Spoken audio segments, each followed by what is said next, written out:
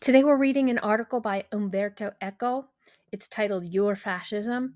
It is a look at fascism in the time of World War I and World War II from Umberto Eco, who was a young Italian at the time of Italian fascism. It is both enlightening and chilling, so let's get into it. In 1942, at the age of 10, I received the first provincial award of Ludi Juveniles, a voluntary, compulsory competition for young Italian fascists, that is, for every young Italian. I elaborated with rhetorical skill on the subject.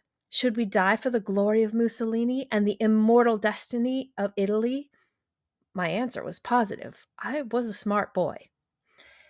I spent 2 of my early years among the SS, fascists, Republicans, and partisans shooting at one another, and I learned how to dodge bullets. It was good exercise. In April 1945, the partisans took over in Milan. 2 days later, they arrived in the small town where I was living at the time. It was a moment of joy. The main square was crowded with people singing and waving flags, calling in loud voices for Mimo, the partisan leader of that area. A former maresciallo of the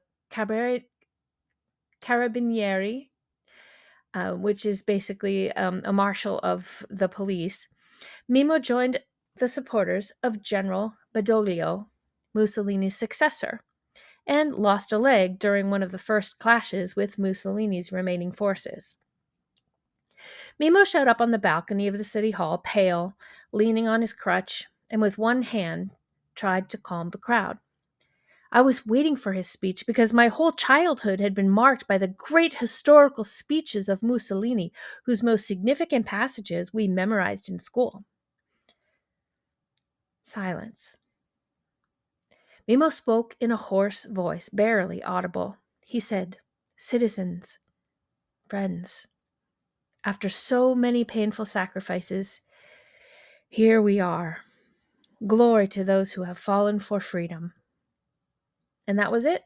He went back inside. The crowd yelled, the partisans raised their guns and fired festive volleys. We kids hurried to pick up the shells, precious items.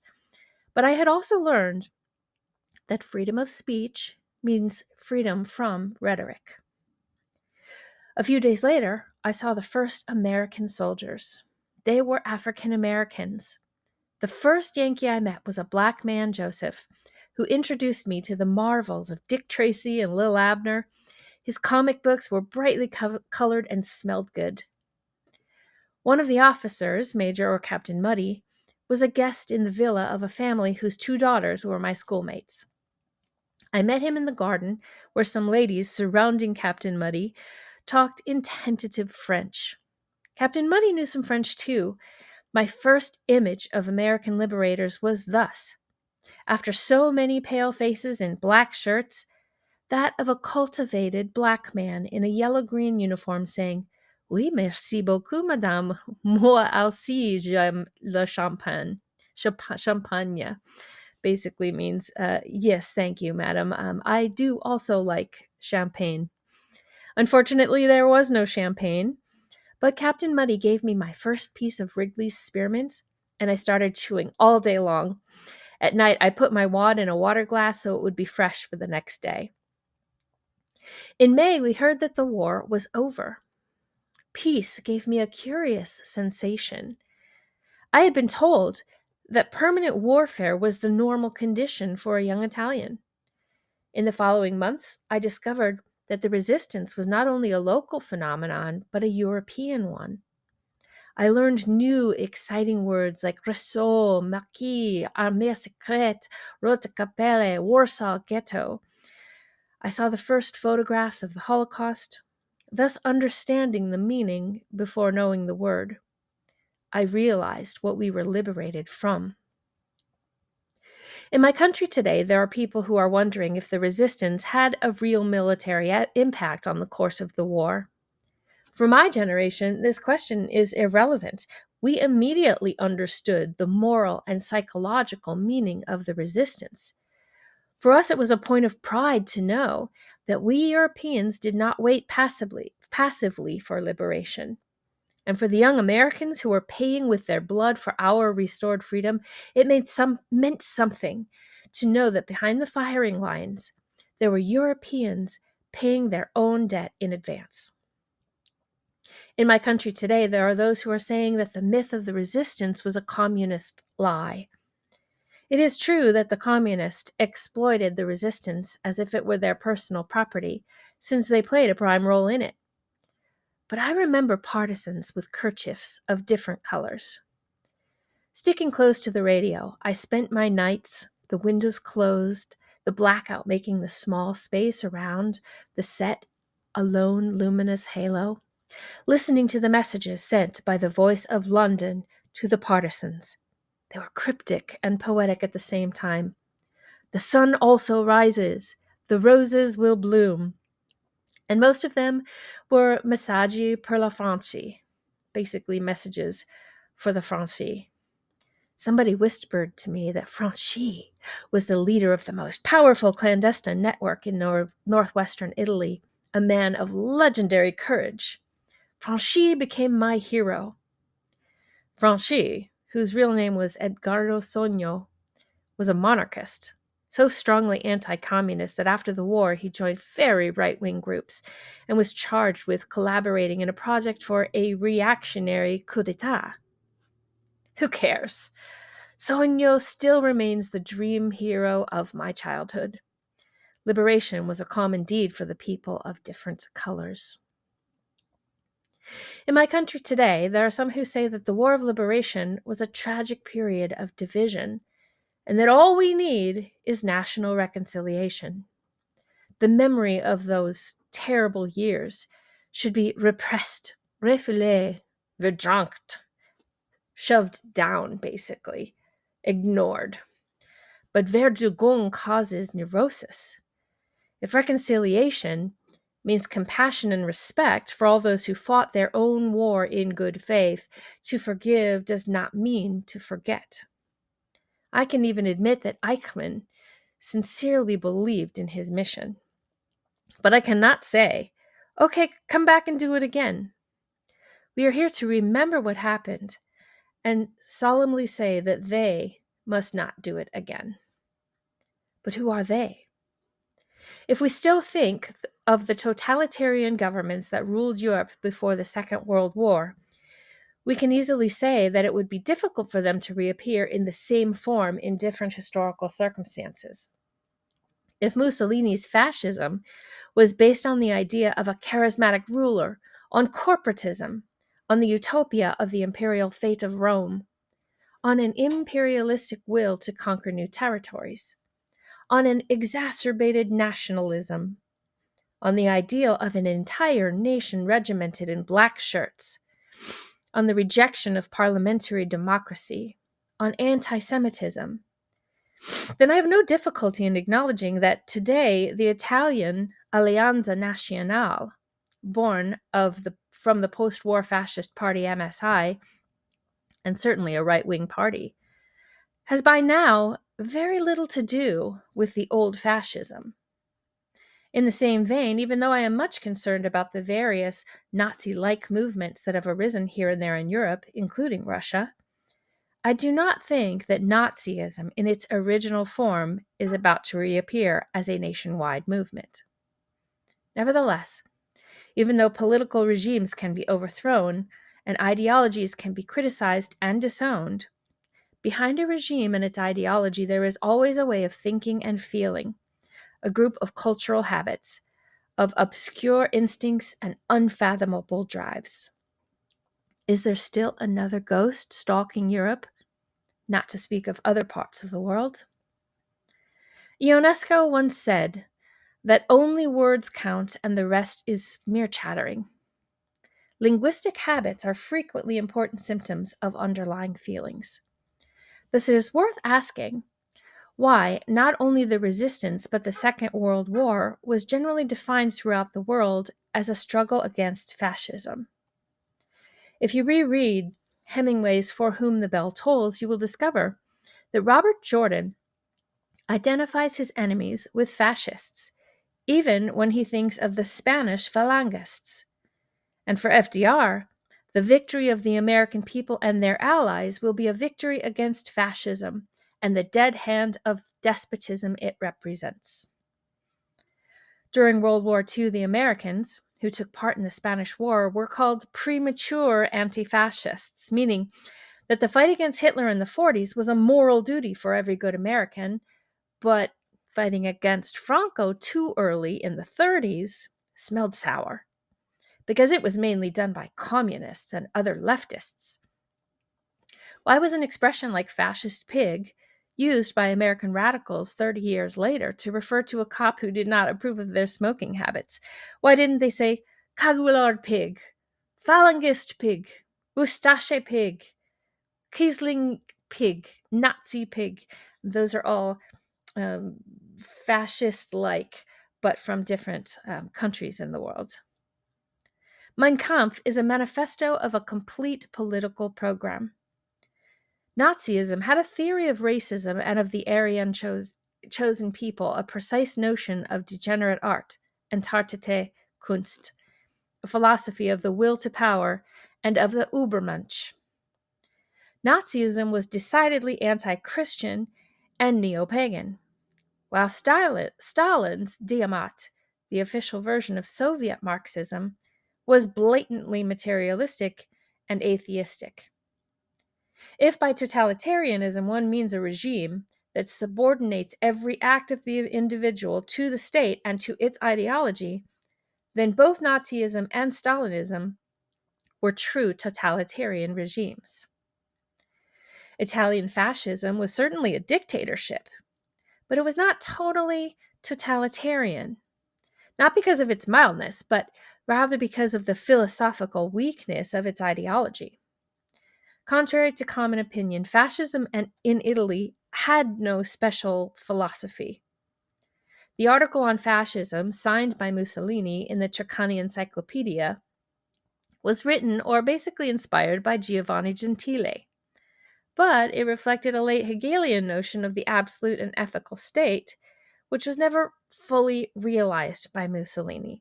So essentially, his Mussolini's fascism was inspired by this idea that only the real, the rational, and the tangible is reality. Mussolini did not have any philosophy. He only had rhetoric. He was a militant atheist at the beginning, and later signed the convention with the church and welcomed the bishops who blessed the fascist penance. In his early anti-clerical years, according to a likely legend, he once asked God, in order to prove his existence, to strike him down on the spot. Later, Mussolini always cited the name of God in his speeches and did not mind being called the man of providence. That is chilling. Italian fascism was the first right-wing dictatorship that took over a European country, and all similar movements later found a sort of archetype in Mussolini's regime. Italian fascism was the first to establish a military liturgy, a folklore, even a way of dressing, far more influential with its black shirts than Armani, Benetton, or Versace would ever be. It was only in the 30s that fascist movements appeared, with Mosley in Great Britain, and in Latvia, Estonia, Lithuania, Poland, Hungary, Romania, Bulgaria, Greece, Yugoslavia, Spain, Portugal, Norway, and even in South America. It was Italian fascism that convinced many European liberal leaders that the new regime was carrying out interesting social reform, and that it was providing a mildly revolutionary alternative to the communist threat. Nevertheless, historical priority does not seem to me a sufficient reason to explain why the word fascism became a synecdoche, that is, a word that could be used for different totalitarian movements. This is not because fascism contained in itself, so to speak, in their quintessential state, all the elements of any later form of totalitarianism. On the contrary, fascism had no quintessence. Fascism was a fuzzy totalitarianism, a collage of different philosophical and political ideas, a beehive of contradictions. Can one conceive of a truly totalitarian movement that was able to combine monarchy with revolution, the royal army with Mussolini's personal militia, the grant of privileges to the church with state education extolling violence, absolute state control with a free market? The Fascist Party was born boasting that it brought a revolutionary new order, but it was financed by the most conservative among the landowners who expected from it a counter-revolution. At its beginning, fascism was republican, yet it survived for 20 years, proclaiming its loyalty to the royal family, while the Duce Mussolini, the unchallenged Maximal leader, was arm in arm with the king, to whom he also offered the title of emperor. But when the king fired Mussolini in 1943, the party reappeared 2 months later with German support, under the standard of a social republic, recycling its old revolutionary script, now enriched with almost Jacobin overtones. And Jacobin is an American socialist. There is only a single Nazi architecture and a single Nazi art. If the Nazi architect was Albert Speer, there was no more room for Mies van der Rohe. Similarly, under Stalin's rule, if Lamarck was right, there was no room for Darwin. In Italy, there were certainly fascist architects, but close to their pseudo-colosseums were many new buildings inspired by the modern rationalism of Gropius. There was no fascist Zhdanov setting a strictly cultural line. In Italy, there were 2 important art awards. The Premio Cremona was controlled by a fanatical and uncultivated fascist, Roberto Farnici, who encouraged art as propaganda. I can remember paintings with such titles as Listening by Radio to the Duce's Speech, or States of Mind Created by Fascism. The Premio Bergamo was sponsored by the cultivated and reasonably tolerant fascist Giuseppe Bottai, who protected both the concept of art for art's sake and the many kinds of avant-garde art that had been banned as corrupt and crypto-communist in Germany. The national poet was D'Annunzio, a dandy who in Germany or in Russia would have been sent to the firing squad.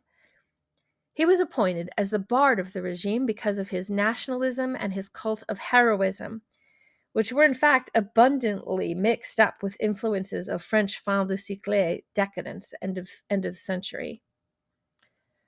Take Futurism. One might think it would have been considered an instance of Entartre Kunst, along with Expressionism, Cubism, and Surrealism. But the early Italian futurists were nationalists. They favored Italian participation in the First World War for aesthetic reasons. They celebrated speed, violence, and risk, all of which seemed somehow to connect with the fascist cult of youth. While fascism identified itself with the Roman Empire and rediscovered rural traditions, Marinetti, who proclaimed that a car was more beautiful than the victory of Samothrace, which was a very popular statue of the time, and he wanted to kill even the moonlight, was nevertheless appointed as a member of the Italian Academy, which treated moonlight with great respect. Many of the future partisans and of the future intellectuals of the Communist Party were educated by the GUF, the Fascist University Students' Association, which was supposed to be the cradle of the new fascist culture. These clubs became a sort of intellectual melting pot where new ideas circulated without any real ideological control. It was not that the men of the party were tolerant of radical thinking, but few of them had the intellectual equipment to control it.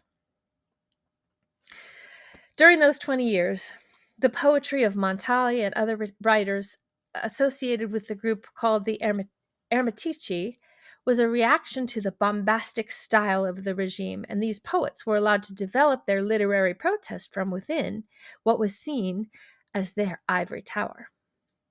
The mood of the Ermitici poets was exactly the reverse of the fascist cult of optimism and heroism. The regime tolerated their blatant, even though socially imperceptible, dissent because the fascists simply did not pay attention to such arcane language. All this does not mean that Italian fascism was tolerant. Gramsci was put in prison until his death. The opposition leaders Giacomo Matteotti and the brothers Rosselli were assassinated. The free press was abolished. The labor unions were dismantled. And political dissenters were confined on remote islands. Legislative power became a mere fiction, and the executive power, which controlled the judiciary as well as the mass media, directly issued new laws, among them laws calling for the preservation of the race, the formal Italian gesture of support for what became the Holocaust. The contradictory picture I describe was not the result of tolerance, but of political and ideological discombobulation. But it was a rigid discombobulation, a structured confusion. Fascism was philosophically out of joint, but emotionally it was firmly fastened to some archetypal foundations. So we come to my second point.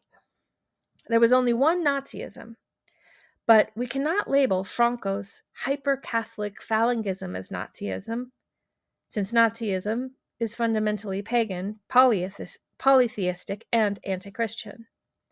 But the fascist game can be played in many forms, and the name of the game does not change. The notion of fascism is not unlike Wittgenstein's notion of a game. A game can be either competitive or not. It can require some special skill or none. It can or cannot involve money. Games are different activities that display only some family resemblance, as Wittgenstein put it. Consider the following sequence: 1, 2, 3, 4. A, B, C, B, C, D, C, D, E, D, E, F. Suppose there is a series of political groups in which Group 1 is characterized by the features A, B, C, Group 2 by the features B, C, D, and so on. Group 2 is similar to Group 1 since they have two features in common. For the same reasons, 3 is similar to 2, and 4 is similar to 3. Notice that 3 is also similar to 1. They have in common the feature C. The most curious case is presented by 4, obviously similar to 3 and 2, but with no feature in common with 1. However, owing to the uninterrupted series of decreasing similarities between 1 and 4, there remains, by a sort of illusory transitivity, a family resemblance between 4 and 1. Fascism became an all-purpose term because one can eliminate from a fascist regime one or more features, and it will still be recognizable as fascist. Take away imperialism from fascism, and you still have Franco and Salazar. Take away colonialism, and you still have the Balkan fascism of the Ustashis. Add to the Italian fascism a radical anti-capitalism, which never much fascinated Mussolini, and you have Ezra Pound. Add a cult of Celtic mythology and the Grail mysticism, completely alien to official fascism, and you have one of the most respected fascist gurus, Julius Evola. But in spite of this fuzziness, I think it is possible to outline a list of features that are typical of what I would like to call Ur-Fascism or eternal fascism. These features cannot be organized into a system. Many of them contradict each other and are also typical of other kinds of despotism or fanaticism, but it is enough that one of them be present to allow fascism to coagulate around it.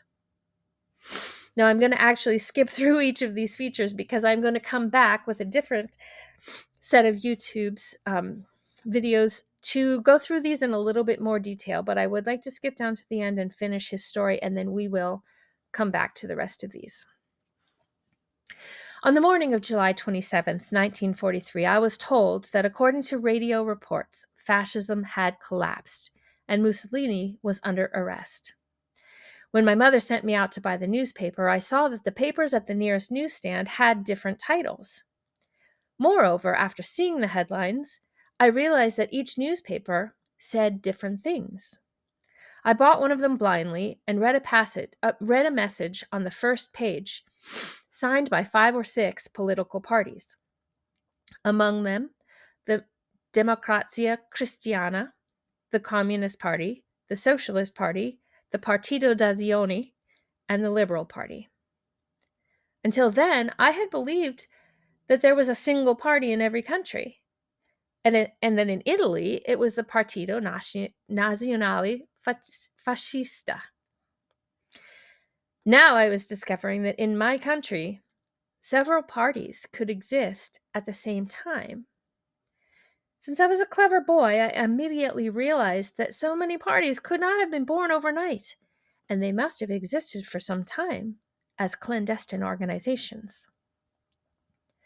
The message on the front celebrated the end of the dictatorship and the return to freedom.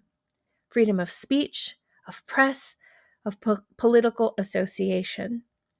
These words, freedom, dictatorship, liberty, I now read them for the first time in my life. I was reborn as a free Western man by virtue of these new words. We must keep alert so that the sense of these words will not be forgotten again. Ur-Fascism is still around us, sometimes in plain clothes. It would be so much easier for us if there appeared on the world scene somebody saying, I want to reopen Auschwitz. I want the black shirts to parade again in the Italian squares. Life is not that simple. Ur-Fascism can come back under the most innocent of disguises. Our duty is to uncover it and to point our finger at any of its new instances.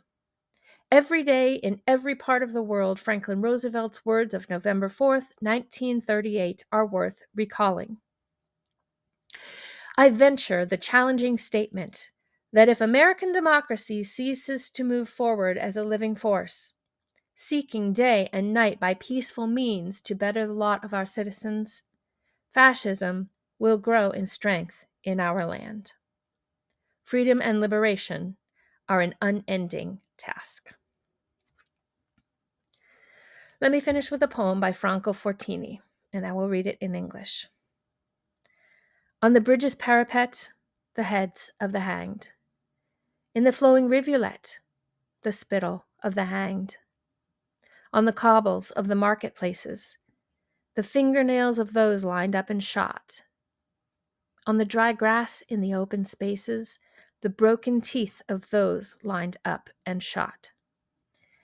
Biting the air, biting the stones, our flesh is no longer human. Biting the air, biting the stones, our hearts are no longer human. But we have read into the eyes of the dead and shall bring freedom on the earth. But clenched tight in the fists of the dead lies the justice to be served.